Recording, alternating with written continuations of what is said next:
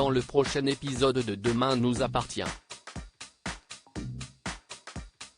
Tandis que la police fait une découverte importante, Amanda doit faire face à une tragédie. Victoire, de son côté, réagit mal au départ de Sandrine. Et Sophia a une idée pour aider Audrey. Attention, les paragraphes qui suivent contiennent des spoilers sur l'épisode de Demain nous appartient diffusé demain soir sur TF1. Si vous ne voulez rien savoir, ne lisez pas ce qui suit. Mardi 24 août dans Demain nous appartient. Amanda doit faire face à une tragédie transportée à l'hôpital, Ulysse est dans un état grave. Victoire pense que le jeune homme n'est pas assez stable pour être opéré, mais Marianne estime qu'ils ont déjà perdu assez de temps et qu'il faut retirer la balle et suturer la plaie sans attendre. Le docteur Delcourt conseille à Amanda d'aller se reposer, mais la jeune infirmière, bouleversée, préfère rester aux côtés d'Ulysse et promet à son petit ami inconscient qu'elle ne le lâche pas et qu'il va s'en sortir. Grâce au mot laissé par Alex dans la poche d'Ulysse, sur lequel est écrit Anthony plus Ophélie, on creuse, Xavier, Martin, et Karim comprennent qu'ils sont confrontés à deux preneurs d'otages et que les personnes retenues à l'intérieur du spoon sont contraintes de creuser. En parallèle, Anthony confie à sa sœur que les recherches ne donnent rien. Les otages ont beau creuser, ils n'arrivent pas à trouver ce qu'ils cherchent.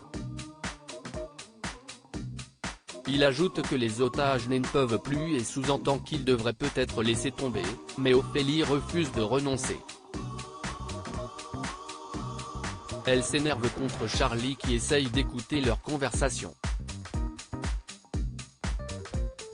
Mais Anthony révèle à sa sœur que Charlie a flashé sur lui, ce qui, selon lui, peut leur être utile en cas d'urgence. Au commissariat, Roxane et Sarah font part de leur découverte à Martin, Anthony et Ophélie sont frères et sœurs. Ni l'un ni l'autre n'a de casier, mais leur père est bien connu des services de police. Il s'agit d'Olivier Messy, un criminel ayant commis une dizaine de braquages entre 1989 et 2010. Martin aimerait l'interroger mais Sarah lui apprend qu'il est mort en prison il y a 6 mois. Le commandant Constant charge alors Sarah de fouiller dans le passé criminel d'Olivier Messy et de se renseigner afin de savoir s'il a reçu de la visite en prison avant sa mort.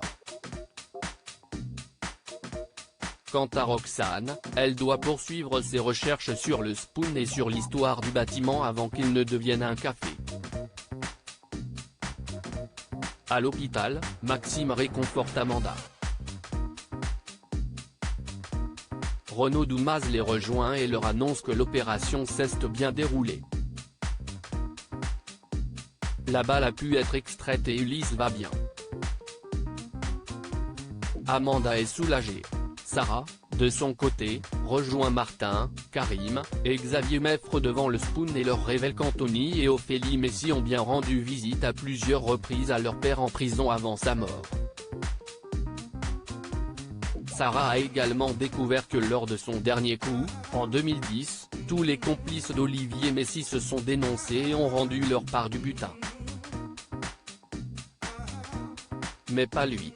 Et les 2 millions qui lui revenaient ont disparu et courent toujours dans la nature. Sarah ajoute que le spoon a justement ouvert en 2010, à la place d'un ancien cabinet d'assurance qui a fermé la même année. Pour la police, si est évident, Messy a profité des travaux pour cacher les 2 millions d'euros. Et si est cet argent que les preneurs d'otages recherchent aujourd'hui. Plus tard, Ulysse se réveille et retrouve Amanda. Il confie à la jeune femme qu'après cette épreuve, il aimerait passer plus de temps avec elle et construire quelque chose. Il propose à sa petite amie de faire un enfant, et cette dernière accepte sans hésiter. Mais Ulysse se sent mal, son cœur s'emballe. Le jeune homme s'enfonce. Amanda appelle au secours. Marianne comprend sans tarder qu'Ulysse est sur le point de faire un arrêt cardiaque. Elle le choque à plusieurs reprises avec le défibrillateur, mais en vain. Le cœur d'Ulysse s'est arrêté. Amanda est sous le choc, elle refuse d'y croire. Mais Marianne lui annonce que si est fini. Ulysse est mort. Victoire a du mal à accepter le départ de Sandrine. Andrine prend son courage à deux mains et annonce à Victoire qu'elle part vivre en Guadeloupe avec Morgane. Victoire tombe des nues et s'énerve lorsqu'elle comprend que sa sœur va quitter Seth dans une semaine. Elle aurait aimé être au courant avant. D'autant plus que si Sandrine ne se voit pas vivre sans Morgane, Victoire a l'impression qu'elle n'a cependant aucun souci à envisager sa vie sans elle. Plus tard, Sandrine ses neveux et confie à Morgane qu'elle a l'impression d'être un monstre d'égoïsme qui ne pense qu'à elle et laisse tous les gens qu'elle aime derrière elle.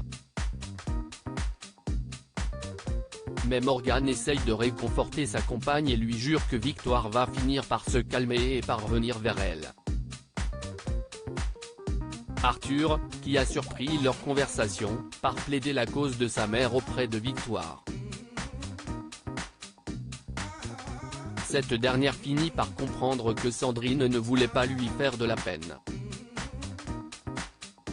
Et qu'à sa place, elle aurait aussi tout quitté pour suivre Georges. Alors Victoire vient présenter ses excuses à sa sœur et les deux femmes, très émues, se prennent dans les bras. Sandrine assure qu'elle ne voulait pas la blesser et qu'elle va lui manquer. Victoire ne réalise pas que Sandrine ne sera bientôt plus juste à côté de chez elle. Mais Morgane la rassure, elle pourra leur rendre visite en Guadeloupe dès qu'elle le souhaite. Sophia a une idée pour aider Audrey. Audrey débute son nouveau boulot sur la plage en faisant une manicure à Morgane en plein soleil. Elle aperçoit tout à coup ses jumeaux, Jack et Lizzie, passer à quelques mètres d'elle et les interpelle, mais les deux ados l'ignorent totalement. Lorsqu'elle finit par confronter ses enfants, Jordan, Jack et Lizzie lui font comprendre qu'ils ont honte de la voir travailler dans ces conditions, assise sur le sable en plein soleil. Audrey leur explique qu'elle va continuer à travailler sur la plage afin de se faire une clientèle. Et qu'ensuite elle pourra monter son salon. Lizzie comprend qu'ils ont exagéré et s'excuse. Mais Jordan, excédé, préfère quitter la plage. Il ne supporte pas de voir sa mère faire la boniche. Au bar de la Paillote, Jack confie à Adrien que ce n'est pas simple de voir leur mère enchaîner les petits boulots. Il ajoute que le déménagement n'a pas été facile, mais Adrien lui promet qu'ils vont se plaire à Seth. Il propose même à l'adolescent de lui faire découvrir les endroits sympas de la ville. Ce qui ravit évidemment Jack, qui craque toujours pour Adrien. Le soir venu, Adrien et Sophia ont une bonne nouvelle à annoncer aux Roussel. Sophia a eu l'idée d'installer un petit coin de manucure à la Paillote, dans un établi. Ça ferait de la pub pour le bar et ça ramènerait des clients à Audrey. Cette dernière, ravie, accepte évidemment la proposition. Adrien emmène ensuite Jack faire une virée à Seth, mais ce dernier comprend que Sophia sera également de la partie et semble un peu déçu.